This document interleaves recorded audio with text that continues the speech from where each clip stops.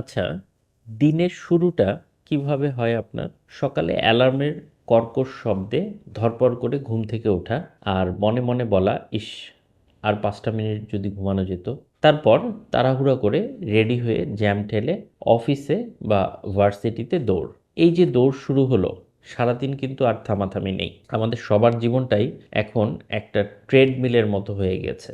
আমরা দৌড়াচ্ছি, ঘাম ঝরাচ্ছি, কিন্তু দিন শেষে দেখছি আমরা আসলে একই জায়গায় দাঁড়িয়ে আছি। আজকের ভিডিওতে আমরা কথা বলবো এই অদৃশ্য দৌড় বা র্যাট রেস নিয়ে, আমাদের মানসিক শান্তির ১২টা বাজায় দিচ্ছে যেটি। আচ্ছা, এই র্যাট রেস বা ইঁদুর দৌড় আসলে কি? সহজ উদাহরণ দেই। ধরুন আপনি বেশ খুশিতেই আছেন আপনার বর্তমান চাকরি বা কাজ নিয়ে। হঠাৎ ফেসবুকে বা লিঙ্কডইনে ঢুকলেন, দেখলেন আপনার ভার্সিটির সেই বন্ধুটি যাকে আপনি ক্লাসে নোট দিতেন, সে নতুন একটি গাড়ির সামনে দাঁড়িয়ে ছবি দিয়েছে। নিচে ক্যাপশন, নিউ টয়। অথবা দেখলেন কলিগ প্রমোশন পেয়ে টিম লিডার হয়ে গেছে। ব্যাস, আপনার এতক্ষণের মানসিক শান্তি ধপাস করে নিচে পড়ে গেল। মনে হতে লাগলো, আমি তো জীবনে কিছুই করতে পারলাম না, আমার জীবন তো ব্যর্থ জীবন। মজার ব্যাপার কি জানেন? আমরা ছোটবেলা থেকেই এই দৌড়ের ট্রেনিং পাই। সেই যে ছোটবেলায় পাশের বাসার আন্টির ছেলের রেজাল্টের সাথে সাথে তুলনা করা হতো, আপনার সাথে মনে আছে? ও ১০০ পেয়েছে, তুমি কেন ৯৫ পেলে? তখন থেকে আমাদের মাথায় সেট করে দেওয়া হয় যে জীবন মানেই হলো অন্যের চেয়ে এগিয়ে থাকা।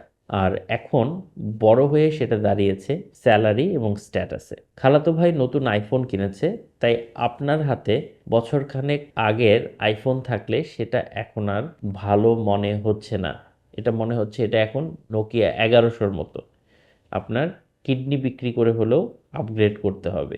এই যে অন্যের সাথে তুলনা করা এবং সবসময় আরও চাই মানসিকতা, এটি হলো একটি ইঁদুর দৌড়। আমরা ভাবি ওই পজিশনটা পেলে বা স্যালারিটা ডাবল হলে আমরা সুখী হব। কিন্তু বিশ্বাস করুন, আপনি যখন ওই পজিশনে যাবেন তখন দেখবেন আপনার ফিনিশিং লাইন আরও দূরে সরে গেছে। তখন মনে হবে, আরে বস তো বিএমডাব্লিউ চালাচ্ছে, আমি কেন টয়োটা চালাচ্ছি? এই চক্রের আসলে সত্যিকার অর্থে কোনো শেষ নেই। এর ফলে যেটা হয়, আমাদের মানসিক শান্তি পুরোটাই নষ্ট হয়ে যায়। আমরা সবসময় একটা অ্যাংজাইটি বা উদ্বেগের মধ্যে থাকি।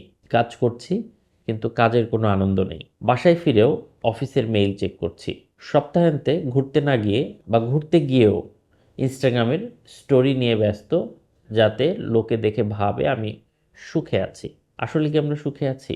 নাকি আমরা সুখে থাকার অভিনয় করে যাচ্ছি? এই যে র্যাট রেস, এখান থেকে বের হওয়ার উপায় কি? আমি কি চাকরি ছেড়ে দিয়ে হিমালয়ে চলে যাব? একেবারেই না। সমাধানটা পালানোর মধ্যে নয়, বরং সমাধানটা আপনার দৃষ্টিভঙ্গি বদলানোর মধ্যে। প্রথম সমাধান হলো নিজের সাফল্যের সংজ্ঞা তৈরি করুন। সমাজের চোখে সাফল্য মানে হতে পারে বড় বাড়ি বা দামি গাড়ি, কিন্তু আপনার কাছে সাফল্য মানে হতে পারে অফিস শেষে পরিবারের সাথে শান্তিতে একসাথে বসে খাবার খাওয়ার মতোই, বা উইকেন্ডে আপনার পছন্দের বই পড়ার মতো।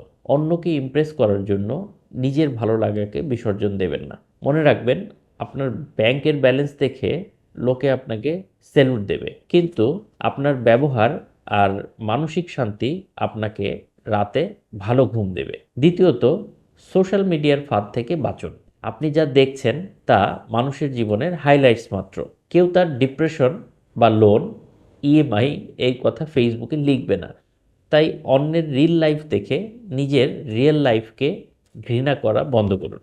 মাঝে মধ্যে জ্যামে বসে থেকে ফোন না টিপে আকাশ দেখুন, গান শুনুন, আশেপাশের পরিবেশটাকে দেখুন।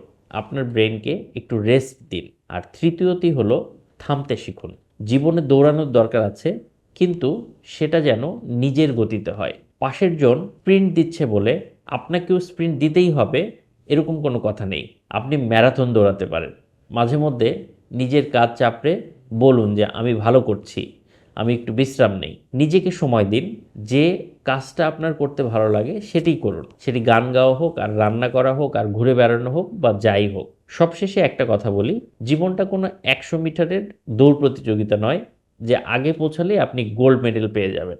জীবনটা হলো একটা জার্নি। এখানে গন্তব্যের চেয়ে পথের সৌন্দর্য উপভোগ করাটা বেশি জরুরি। তাই ক্যারিয়ারের পিছনে ছুটুন, কিন্তু সেটা মানসিক শান্তিকে বিসর্জন দিয়ে নয়। কারণ দিন শেষে আপনার বস আপনার রিপ্লেসমেন্ট খুঁজে পাবে, কিন্তু আপনার পরিবার আর আপনি নিজেকে কখনো ফিরে পাবেন না। আজ একটু স্লো ডাউন করুন, নিজের ছোট ছোট অর্জনগুলোকে উপভোগ করুন। ভালো থাকুন, সুস্থ থাকুন আর নিজের মনের যত্ন নিন। দেখা হবে আবারও পরে কোনো একটা ভিডিওতে। আসসালামু আলাইকুম।